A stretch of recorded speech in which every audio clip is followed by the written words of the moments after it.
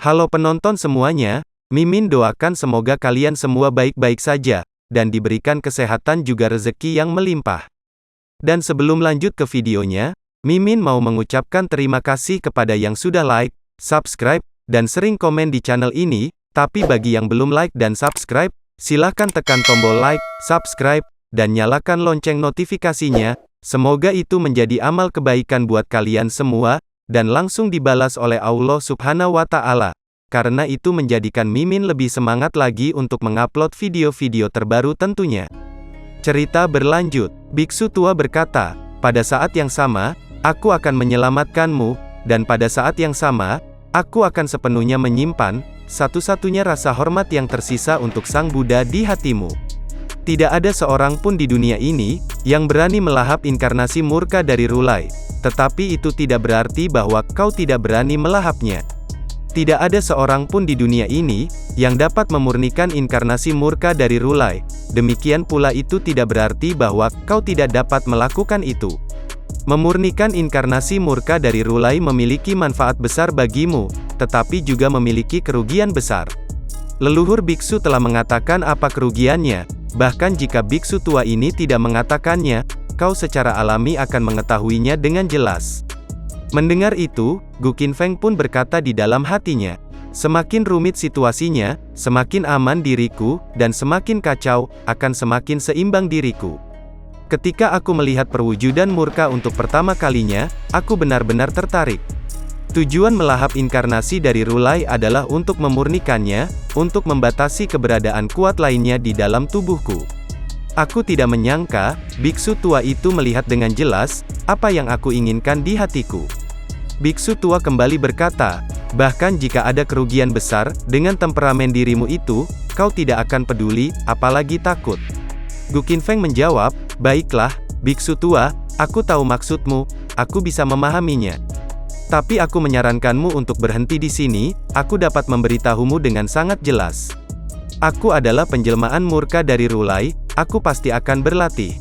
Kau harus tahu bahwa, hal-hal yang aku putuskan tidak akan pernah berubah. Biksu tua kembali berkata, kau sudah semakin dalam, dan semakin dalam di jalan karma yang tidak bisa kembali. Gu Qinfeng menjawab, yah, aku rasa aku tidak cukup dalam. Baguslah, kau beristirahatlah, dan sampai jumpa lagi. Aku ingin benar-benar memasuki keadaan gila, di saat-saat terakhir ketika iblis malapetaka Asyura itu, mengikis semangat dan kemauanku. Mendengar itu, si biksu tua pun tidak bisa berbuat apa-apa, dan menghilang dari sana, sambil mengucapkan Amitabha. Dan Gu Qinfeng pun berkata di dalam hatinya, aku telah mengalami sifat jahat iblis malapetaka Asura sebelumnya, kali ini setelah terkorosi, aku langsung memasuki kondisi kepunahan besar. Dalam keadaan kepunahan besar, semuanya akan berubah menjadi debu, dan menyatu menjadi langit dan bumi, termasuk tubuh, jiwa, roh, dan kehendak. Setelah nirwanaku hancur, itu setara dengan mematikannya, dan kemudian terlahir kembali, rusak dan kemudian terlahir kembali. Kematian itu mudah, tetapi hidup itu sulit. Aku tidak yakin, apakah aku bisa memurnikan sifat jahat iblis malapetaka Asura, apalagi sampai kapan kematian ini akan berlangsung. Kemudian, waktu pun berlalu, setelah tubuh Gu Qinfeng menghilang di monumen Taixuan, dan tidak terasa, sudah 1 bulan berlalu sejak saat itu. Sementara itu, Su Hua yang berada di ruangannya, dia berkata di dalam hatinya, ada terlalu banyak hal aneh tentang Gu Qinfeng, jika aku tidak melihatnya dengan mataku sendiri, aku tidak akan percaya itu benar. Siapa sebenarnya Gu Qinfeng ini? Hal yang paling disesalkan adalah kehendak spiritual Raja Cixiao. Jika dia benar-benar melihat kehendak spiritual Raja Cixiao, maka, dia pasti telah mengintegrasikan kehendak spiritual Raja Cixiao. Sayangnya, dia baru saja mati seperti itu. Tapi kenapa? Apa sebenarnya maksud dari semua ini? Kemudian, Qian San pun datang ke sana, dan berkata, Nona, sudah hampir waktunya kita untuk pergi. Su Hua menjawab, tapi, aku belum bisa memahami, dan aku memerlukan waktu sedikit lagi, untuk tetap tinggal di tempat ini. Qian San kembali berkata, Nona, wanita tua itu pernah berkata, bahwa karma bukanlah takdir, tapi itu sudah lama ditakdirkan. Jika kau terus bersikeras, apa yang harus datang akan selalu datang, apa yang seharusnya tidak datang tidak akan pernah datang. karma Nona telah hilang, aku harap Nona melepaskannya. Mendengar itu, Su Hua pun merasa berat hati karena harus melepaskan karmanya, setelah melihat Gu Qinfeng yang dia kira mati di hadapannya, tetapi apa yang dikatakan Qian San itu ada benarnya. Lalu menjawab, baiklah, apa yang kau katakan memang benar. Sementara itu, di suatu tempat yang jauh dari keramaian, terlihat di sana ada energi spiritual yang keluar dari kehampaan. Lalu, muncullah sosok Gu Qinfeng, yang keluar dari energi spiritual itu, dimulai dari kepalanya terlebih dahulu. Setelah itu, tangan Gu Qinfeng pun juga muncul di sana, yang diselimuti oleh energi spiritual. Baru setelahnya, kaki Gu Qinfeng pun muncul dengan perlahan, setelah semuanya berhasil dipadatkan. Dan akhirnya, tubuh Gu Qinfeng kembali terbentuk dengan sempurna, tanpa ada sehelai benang pun di tubuhnya, setelah berada dalam waktu yang lama di dunia kehampaan, akibat energi spiritualnya terkikis oleh iblis malapetaka Ashura. Kemudian, Gu Qinfeng berkata, sialan, sepanjang tahun bajingan itu kembali, dan akhirnya aku hidup kembali. Lalu Gu Qinfeng pun tertawa dengan sangat keras. Ini tidak mudah, ini sungguh tidak mudah. Meskipun aku sudah mengalaminya beberapa kali, aku masih merasa sedikit khawatir tentang perasaan itu di hatiku. Untungnya, aku akhirnya selamat, dan berhasil menemukannya. Tadi malam, angin barat membuat layu pepohonan hijau, aku naik ke gedung tinggi sendirian untuk melihat ujung dunia. Ikat pinggang secara bertahap melebar, dan aku tidak akan menyesalinya. Kerumunan mencari dia, dan melihat ke belakang, tetapi pria itu dalam cahaya redup. Gunung ya gunung, air ya air, gunung bukan gunung, air bukan air, gunung ya gunung, air ya air. Jangan lupakan niat awal, hanya dengan begitu kita bisa selalu tegar. Aku mengikuti kata hatiku, aku juga merasa nyaman. Sekarang, mari memeriksa internal tubuhku, untuk melihat Zifu dan juga meridianku. Tapi, sebelum Gu Qinfeng memeriksa internal tubuhnya, tiba-tiba datang ke sana inkarnasi kemurkaan dari Rulai. Melihat itu, Gu Qinfeng berkata, oh, inkarnasi murka dari Rulai, aku ingin melahapmu. Aku hanya ingin memurnikanmu, dan mengubahnya menjadi milikku sendiri. Untuk menyeimbangkan situasi kompleks di meridian, apakah itu benih alam, atau air mata kesepian dari bintang yang kesepian, biarkan kau menahan dan menekannya satu sama lain. Kemudian sempurnakan sedikit demi sedikit, sehingga benar-benar mendominasimu. Aku memiliki 9 api misterius yang dapat memurnikan semua hal di dunia, dan Zifu dari api misterius itu, setara dengan tungku kuali. Bahkan jika dari Rulai yang asli datang, akan ada hari di mana dia akan dimurnikan. Sekarang, aku sudah mendapatkan hati es hitam dan Fiery Sun Heart, yang juga telah disempurnakan sejauh ini. Kemudian, Gu Qinfeng menggabungkan hati es hitam dan juga Fiery Sun Heart, yang merupakan karma miliknya, dan telah dicari dalam waktu yang lama oleh Gu Qinfeng. Dan penyatuan itu berjalan dengan sempurna, tanpa ada gangguan sedikitpun. Kemudian, Gu Qinfeng berkata, Spartai Chi, lihatlah koreksi yin dan yang ini, terus berkembang dan mengandung kehidupan tanpa akhir, mungkinkah ini adalah? Lalu berkata di dalam hatinya, apa hubungan antara Yuni Sang dan alam? Yuni Sang mengubur jiwanya di tubuh Ouyang Ye, dan tanah misterius muncul di tubuh Ouyang Ye. Kegembiraan, kemarahan, kesedihan, itu semua juga dapat mempengaruhi perubahan alam. Pasti Yuni Sang dan aku memiliki karma, dan gadis itu telah masuk dalam karma. Cara alam memaksaku untuk menanam apa yang ditakuti oleh alam, Spartai Chi dan setetes darah yang dulunya milikku dan Yuni Sang. Hanya darah orang yang menyegelnya, yang bisa membuka segelnya. Kemudian, Gu Qinfeng menjentikkan jarinya, untuk mengeluarkan setetes darah ke dalam penyatuan itu. Lalu, Gu Qinfeng pun meneteskan darahnya, untuk melanjutkan proses penyatuan hati es hitam dan Fiery Sun Heart. Setelah itu sesuatu terjadi, dan segelnya pun mulai terbuka. Gu Qinfeng kembali berkata, benar saja segelnya sudah terbuka. Indra spiritualku mendeteksi kehendak spiritual yang sangat lemah, lebih seperti gumpalan kesadaran yang tidak lengkap. Hah, itu Yuni Sang, mungkinkah itu adalah sisa kesadaran dari Yuni Sang? Kemudian, keluarlah suara dari gumpalan kesadaran itu, dan berkata, kau akhirnya datang, aku sudah lama menunggumu. Gu Qinfeng pun bertanya, itu benar-benar kau, apa katamu barusan, kau menungguku, apa yang telah aku lakukan? Yuni Sang menjawab, apa yang kau tunggu, Aku tidak tahu mengapa aku menunggumu. Aku lupa, aku benar-benar lupa. Gu Qinfeng kembali berkata, lupa katamu. Lalu berkata di dalam hatinya, kata itu lagi, Jun Xuanji hilang, mungkinlah Yuni Sang juga hilang. Yuni Sang menjawab, aku tersesat. Dulu aku juga berpikir aku tersesat, lalu aku sadar bahwa aku tidak tersesat, dan aku sudah menunggumu. Tapi aku benar-benar tidak tahu mengapa aku menunggumu, aku tidak tahu apakah aku lupa, atau aku benar-benar tidak tahu. Gu Qinfeng pun bertanya, apakah itu karena karma di antara kita berdua? Yuni Sang menjawab, hubungan karma, percayalah, aku ingin tahu jawaban atas pertanyaan ini, lebih dari kau sendiri.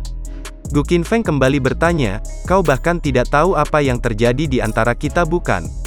Yuni Sang menjawab, aku tidak tahu. Aku sangat ingin tahu, tapi aku benar-benar tidak tahu, dan aku telah membayar banyak untuk ini. Apa yang harus aku lakukan dan apa yang tidak boleh aku lakukan, aku telah melakukannya. Tapi lucunya, aku masih belum tahu, karma antara kau dan aku pada akhirnya. Gu Qinfeng berkata, hati es hitam dari sekte Bingsuan, dan Fiery Sun Heart dari sekte Yunxia, apakah kau menciptakannya demi mencari karma? Yuni Sang menjawab, ini aku, dan bukan aku. Tentu saja, Gu Qinfeng pun tidak mengerti apa yang dimaksud oleh Yuni Sang itu, dan bertanya, apa maksudmu dengan itu? Yuni Sang menjawab, semuanya sudah ditakdirkan dalam kegelapan, tidak perlu mencari karma. Itu selalu menjadi karma, dan terjadi sepanjang waktu. Gu Qinfeng pun berpikir sejenak, setelah mendengar jawaban dari Yuni Sang, lalu bertanya, mengapa kau mengubur jiwamu, jika kau tidak tersesat? Dan itu masih merupakan kutukan diri, yaitu penguburan jiwa. Sekali darah berkorban, kubur jiwa, lupakan diri. Setelah metode ini digunakan, itu akan dikutuk. Kutukan takdir dan kutukan karma, apakah untuk menghindari karma tapi tetap saja? Yuni Sang menjawab, alasan pengorbanan darahku untuk mengubur jiwa adalah, karena aku tidak ingin menghadapi karma di antara kita. Gu Qinfeng kembali bertanya, oh, mengapa seperti itu? Yuni Sang menjawab, karena itu menakutkan. Dan Gu Qinfeng pun langsung merasa kecewa, setelah mendengar jawaban konyol dari Yuni Sang itu. Gu Qinfeng kembali berkata, menakutkan katamu, bukankah kau mengatakan, bahwa kau tidak tahu karma di antara kita karena kau tidak tahu? Mengapa kau mengatakan itu menakutkan? Apakah selalu karena apa yang disebut lubang hitam karma?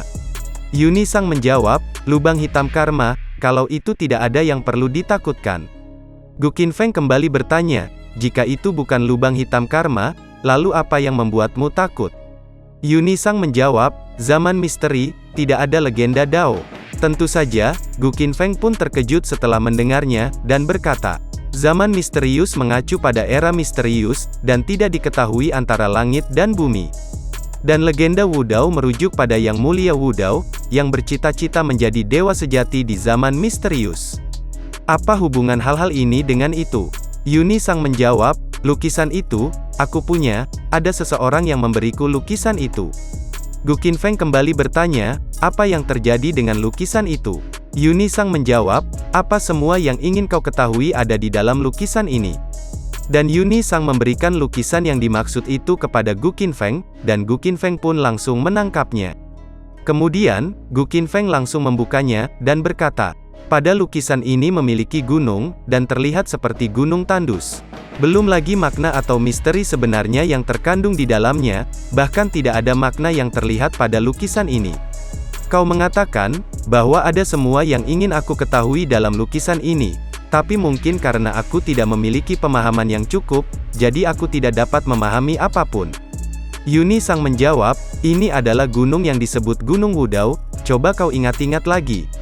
Dan Gu Qinfeng pun mencoba mengingatnya, dan terus mengucapkan kata Gunung Wu Dao di dalam benaknya. Kemudian, Gu Qinfeng berkata, oh, iya, Gunung Wu Dao memang merupakan gunung di zaman misterius.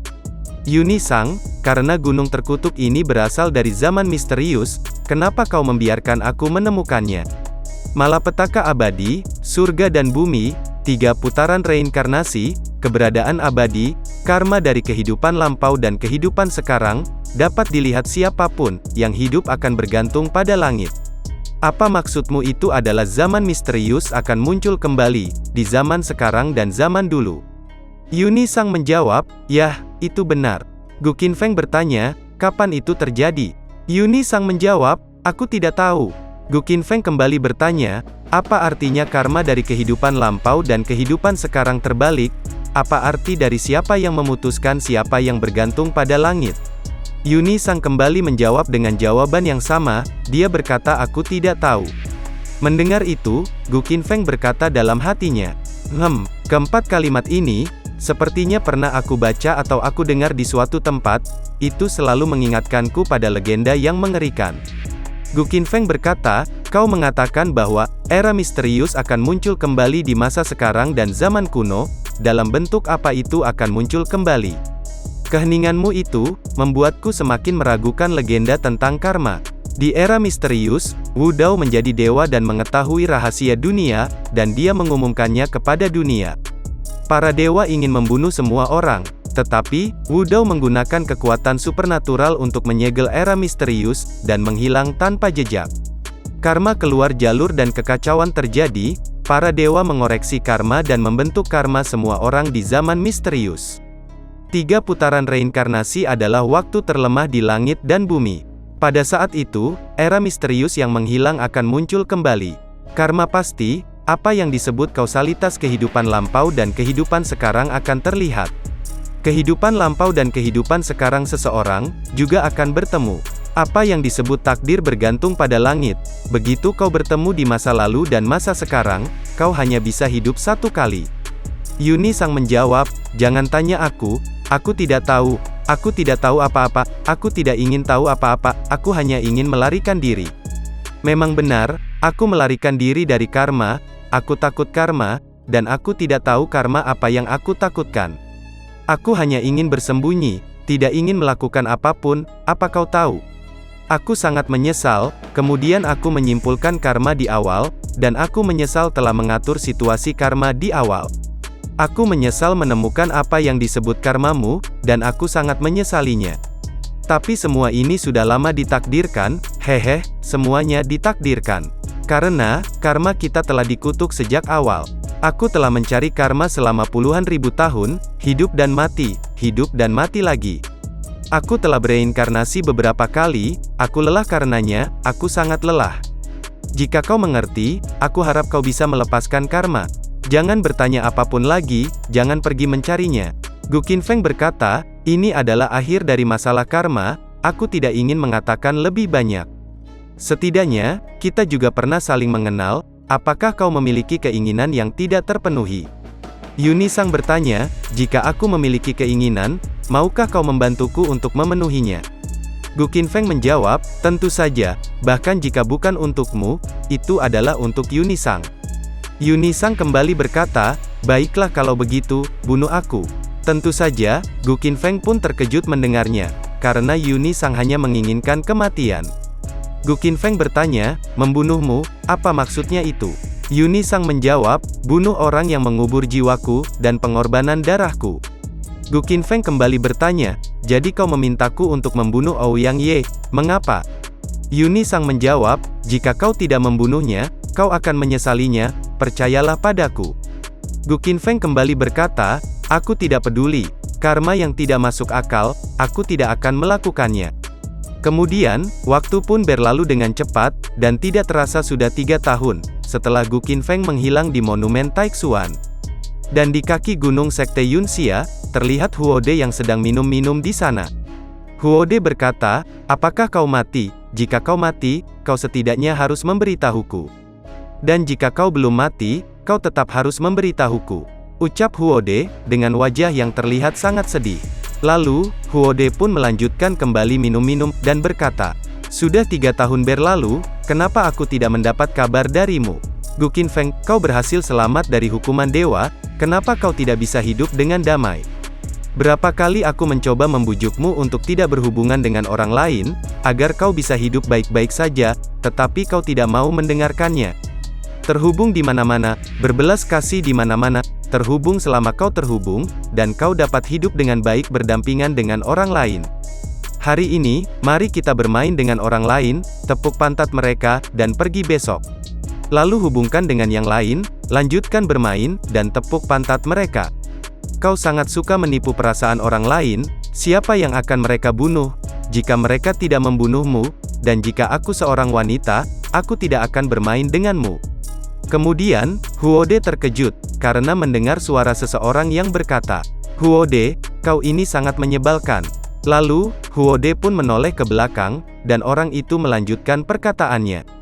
Bahkan jika kau melepaskan semua pakaianmu, melebarkan pahamu, dan berdiri di depanku, telanjang aku tidak akan melihatmu. Rupanya, orang itu adalah Gu Qinfeng, yang kembali ke sekte Yunxia, setelah 3 tahun menghilang tanpa kabar. Tentu saja, Huode pun terkejut melihatnya, dan tak bisa berkata apa-apa, karena dirinya tidak bisa mempercayai, apa yang sedang dilihatnya saat ini. Gu Qinfeng kembali berkata, ada apa, apakah kau tidak bisa dengan cepat mengenaliku? Kemudian, Huode pun langsung berlari ke arah Gu Qinfeng, sambil berkata, Gu Qinfeng, ternyata kau benar-benar belum mati. Lalu, Huode memeriksa tubuh Gu Qinfeng dengan teliti, sambil berkata, tunggu dan lihat saja, aku tahu kau tidak akan mati semudah itu. Gu Qinfeng menjawab, bagaimana bisa aku mati dengan mudah? Huode bertanya, Nak Gu, karena kau tidak mati, kenapa kau baru kembali sekarang? Aku tidak tahu apa alasanmu, dan aku mengkhawatirkanmu setengah mati. Gu Qinfeng menjawab, aku tidak mati, tapi cuma hampir mati. Huode kembali bertanya, apa yang sebenarnya terjadi, apakah itu soal Jun Xuanji? Gu Qinfeng, iya dan juga tidak. Mendengar itu, Huode pun menjadi bingung, dengan apa yang dimaksud Gu Qinfeng, dan kembali bertanya. Nak Gu, jangan membuatku bingung, apa artinya itu? Kemudian, Gu Qinfeng pun menjelaskannya panjang lebar kepada Huode, tentang apa yang dialaminya selama 3 tahun ini, semenjak dirinya menghilang dari monumen Taixuan. Lalu, setelah Huode mendengar semua penjelasan dari Gu Qinfeng, dirinya pun terkejut, lalu berkata, Nak Gu, kau benar-benar melahap inkarnasi kemurkaan dari Rulai dan memurnikannya, maka, sekarang kau adalah Sang Buddha. Gu Qinfeng balik bertanya, apa yang terjadi kepada Sang Buddha? Huode menjawab, jangan menelan dan memurnikan Sang Buddha, bahkan fitnahmu terhadap Sang Buddha tidak sopan, memberontak, kau akan dikutuk, dan dibalas. Gu Qinfeng berkata, tetapi tidak ada yang terjadi kepadaku kali ini kan? Huode menjawab, tidak ada yang terjadi setelah kau musnah di monumen Taixuan hari itu. Tidak butuh waktu lama bagi dinasti immortal untuk datang, dan mereka hampir bertengkar dengan Ziyang dan juga yang lainnya. Untungnya Peri Suhua maju, untuk menenangkan masalah ini. Peri Suhua telah berada di sini selama lebih dari setahun, dan telah menyelidiki penyebab kematianmu. Setelah itu, tidak ada yang bisa diketahui olehnya lagi, jadi, dia pun pergi. Gu Qinfeng kembali bertanya, bagaimana dengan Ziyang dan juga yang lainnya? Mereka seharusnya masih berada di Guild Huoyun bukan? Huode menjawab, setelah kecelakaanmu, mereka mengatur ulang guild cabang sambil menjaga 4 wilayah, mereka juga menghitung murid dari guild cabang. Tapi Nak Gu, Ziyang dan juga yang lainnya sangat sedih sejak kau menghilang. Aku telah berlutut di kuburanmu selama lebih dari setengah tahun, dan aku merasa kasihan padamu, dan juga malu padamu. Mendengar itu, Gu Qinfeng pun tidak habis pikir, kenapa Huode melakukannya. Lalu berkata, apa yang membuatmu dan mereka merasa malu kepadaku? Huode menjawab, mereka semua menganggapmu sebagai keturunan Raja Cixiao, dan tiba-tiba kau menghilang. Ziyang merasa dia tidak bisa melindungimu dengan baik, dan dia malu dengan Raja Cixiao mereka. Apakah kau tidak ingin melihat mereka, atau menyapa mereka? Gu Qinfeng menjawab, lupakan saja, semua itu terserah takdir. Huode bertanya, Nak Gu, apa rencanamu untuk masa depan? Apakah kau akan terus mencari karma? Gu Qinfeng menjawab, aku akan melakukannya, tapi aku tidak tahu harus memulainya dari mana. Huode kembali bertanya, jadi, apa yang akan kau lakukan? Gu Qinfeng menjawab, apa yang harus dilakukan, biarkan alam mengambil jalannya. Nasib terkadang harus ada, tidak ada waktu dalam takdir, jadi jangan dipaksakan. Yang seharusnya datang akan selalu datang, yang tidak seharusnya datang tidak akan datang, dan cerita pun bersambung.